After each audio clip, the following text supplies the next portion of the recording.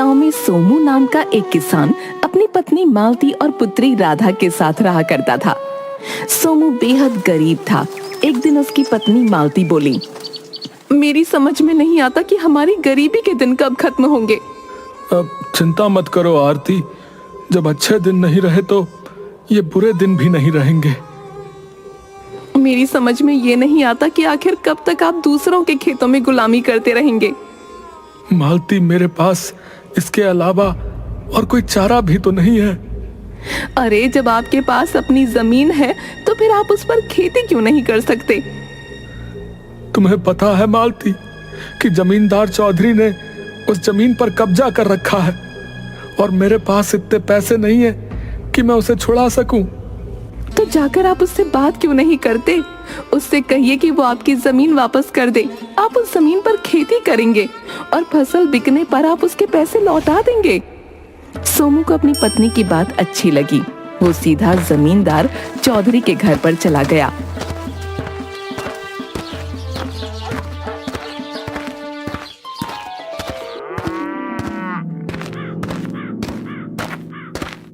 क्या बात है सोमू, क्या मेरे पैसों का इंतजाम हो गया है जो तुम मेरे घर पर आ गए? चौधरी साहब, पैसों का इंतजाम तो नहीं हुआ। और होगा भी क्यों? दूसरों के खेतों में काम करके तुम आखिर कितना कमा लेते होगे? मेरा ख्याल है तुम्हारे घर का खर्चा भी बड़ी मुश्किल से चल पाता होगा। चौधरी साहब, जब आप सब कुछ जानते ही हैं तो फिर आप मेरी मदद क्यों नहीं करते? तुम्हारी ही मदद की थी ना मैंने, तुम्हें पैसे देकर, मगर तुमने ब्याज चुकाना तो बहुत दूर की बात है। तुम तो मूल तक नहीं दे पाए। अब आप मुझे मेरी जमीन वापस कर दीजिए चौधरी साहब। मैं अपनी जमीन पर खेती करूंगा और फसल बिकने पर आपकी पाई पाई चुका दूंगा। तुम्हें मैं क्या मूर्ख दिखता हूं? हैं? जब तक मुझे मेरे पैसे वापस नहीं मिल जाते तब तक मैं तुम्हें तुम्हारी जमीन वापस नहीं लौटा सकता। अब तुम जा सकते हो यहां से। सोमू उदास होकर जमींदार के घर से बाहर निकल आया और अपने घर की ओर जाने लगा कि तभी बाजार में उसे गांव का मुखिया मिल गया। अरे सोमू, तुम्हारे चेहरे पर ये उदासी कैसी भाई? और आज तुम मेरे खेत पर काम पर भी नहीं आए।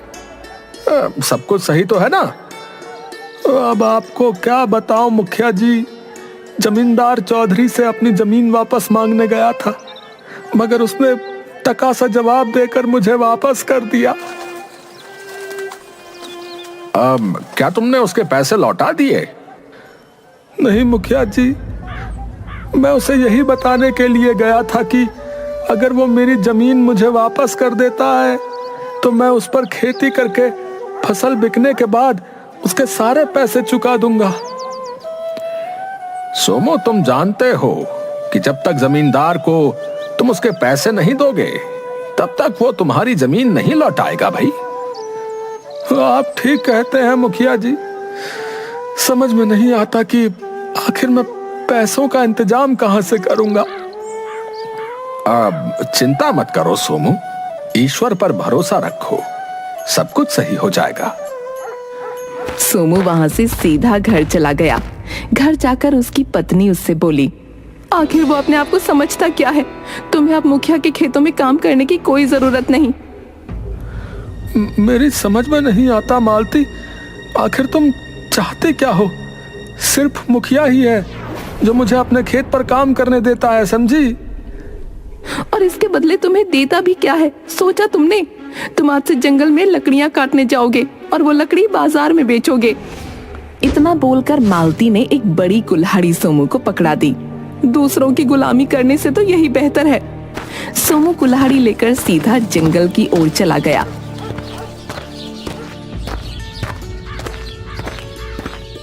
और एक सूखे पेड़ के पास जाकर लकड़ियां काटने लगा कि तभी उसके कानों में एक आवाज टकराई। इतने गुस्से में क्यों लकड़ियां तोड़ रहे हो? क्या पूरा पेड़ उखाड़ने का इरादा है? आवाज सुनकर सोमू पूरी तरह से चौंक गया और इधर उधर देखने लगा। तभी उसके कानों में फिर से आवाज टकराई। अरे इधर उधर क्या देख रहे हो? जरा अपने सामने पेड़ के ऊपर देखो, मैं हूँ। सोमू ने जैसे ही पेड़ के ऊपर देखा तो उसे एक सुंदर रंग बिरंगी बड़ी सी चिड़िया नजर आई।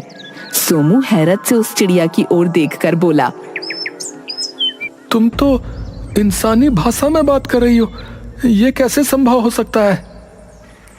संभव हो सकता है, बिल्कुल संभव हो सकता है, क्योंकि मैं एक जादुई चिड़िया हूँ। मैं इस जंगल में पहले भी आता जाता रहा हूँ, लेकिन मैंने तो इस तरह की जादुई चिड़िया इस जंगल में कभी नहीं देखी। मैं इस जंगल की नहीं, बल्कि यहाँ से बहुत दूर के जंगल की हूँ, जहाँ पर इंसान नहीं आते जाते। तो फिर तुम यहाँ क्या कर रही हो? मैं अपने झुंड के साथ उड़ती हुई यहाँ से निकल रही थी और आराम करने के लिए इस पेड़ पर कुछ देर के लिए बैठ गई। मुझे नींद आ गई और मेरा झुंड मुझे छोड़कर चला गया। तो इसका मतलब तुम अकेली रह गई? चिंता मत करो, वो मुझे ढूंढने के लिए वापस जरूर आएंगे। तब तक तुम क्या करोगी? तुम मुझसे दोस्ती कर लो और मुझे अपने घर ले चलो। तुम मेरा ख्याल रखो, बदले में मैं तुम्हारा ख्याल रखूंगी। और वो कैसे? पहले मुझे अपने घर तो ले चलो। इतना कहकर भी चिड़िया उड़ते हुए सोमू के कंधे पर बैठ गई। सोमू उस चिड़िया को लेकर सीधे अपने घर चला गया।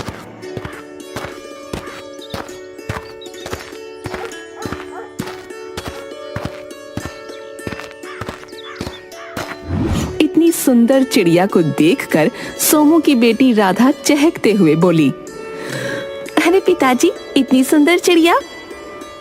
ये चिड़िया सुंदर ही नहीं बल्कि जादुई भी है।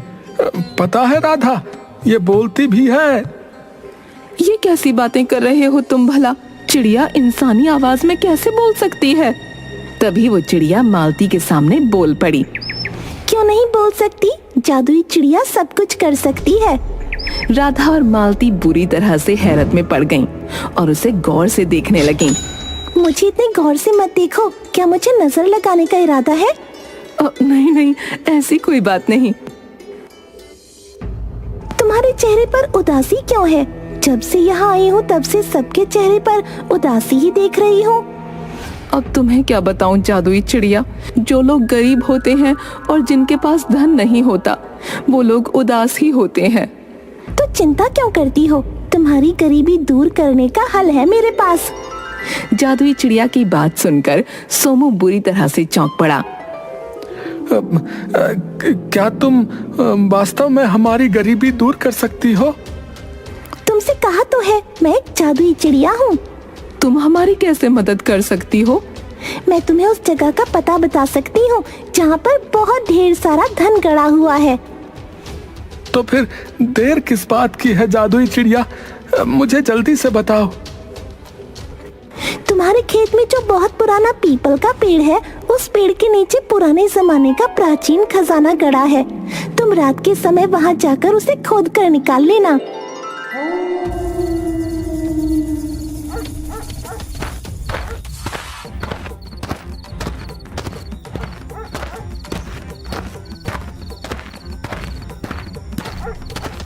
सोमू उसी रात अपने खेत की जमीन से सारा धन खोदकर निकाल लाया।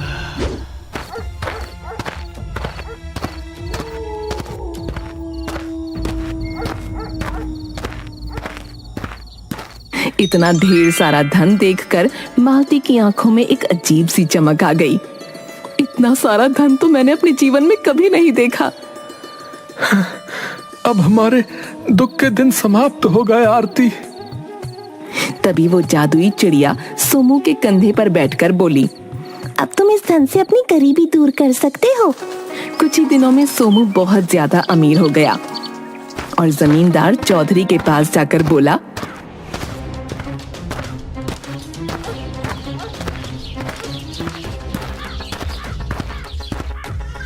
चौधरी साहब, ये लीजिए अपने पैसे और मेरी जमीन मुझे वापस कर दीजिए।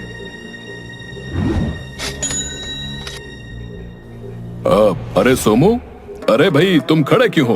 बैठो ना, मैं तुम्हारे लिए चाय बनवाता हूँ। चौधरी की बात सुनकर सोमू बुरी तरह से चौंक पड़ा। चौधरी साहब, आप मुझे अपने बराबर में बिठाएंगे? सोमू, अपनी बराबरी में बराबर वालों को ही बैठाया जाता है। अब तुम हमारी बराबरी के हो चुके हो। मैंने देखा तुम्हारा घर मुझसे भी अधिक सुंदर बन चुका है।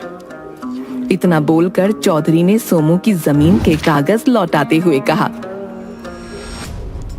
सोमू, जब आदमी बहुत धनवान बन जाता है तब उसके अंदर शासन करने की भी इच्छा होती है।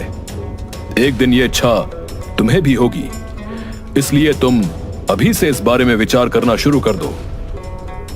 सोमू खुशी खुशी अपनी जमीन के कागज लेकर अपने घर आकर अपनी पत्नी से बोला।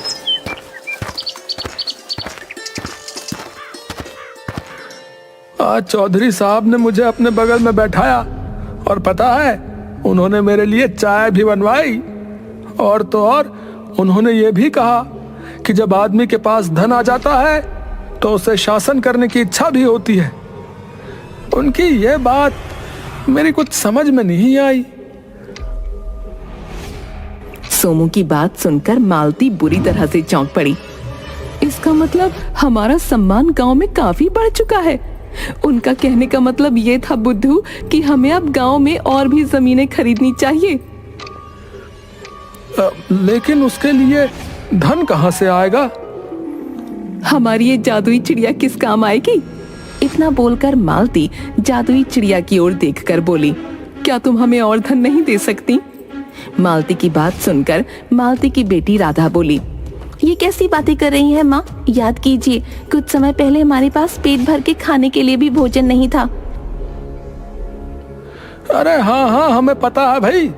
हम बस अब इतना धन और चाह रहे हैं कि हम गांव की और जमीन खरीद कर उसमें खेती कर सके। जादुई चिड़िया सोमू की ओर गौर से देखते हुए बोली, तुम सबने मेरी बहुत सेवा की है, इसलिए मैं तुम्हारी ये बात भी मानूंगी। इस गांव के मुखिया के खेत के आगे जो जंगल है, वहाँ पर एक सफेद वृक्ष है। उस सफेद वृक्ष के नीचे एक राजा का बहुत पुराना सोने और चांदी का बक्सा रखा है, तुम उसे निकाल लो। सोमू उसी समय उस सफेद वृक्ष के पास गया।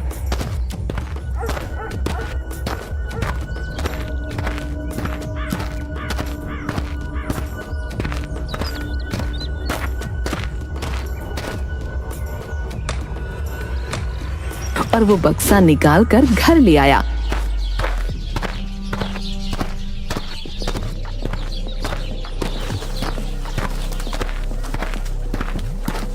इतना सारा सोना देखकर मालती की आंखें चमकने लगीं।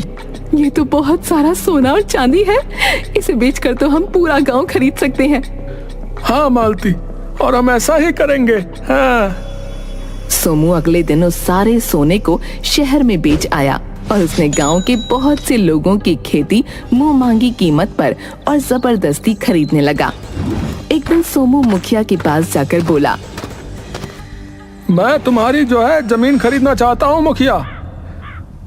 अब सोमू, मैं जानता हूँ तुम बहुत धनवान हो चुके हो, लेकिन ये जमीन मेरे पुरखों की है भाई, मैं इसे नहीं बेच सकता।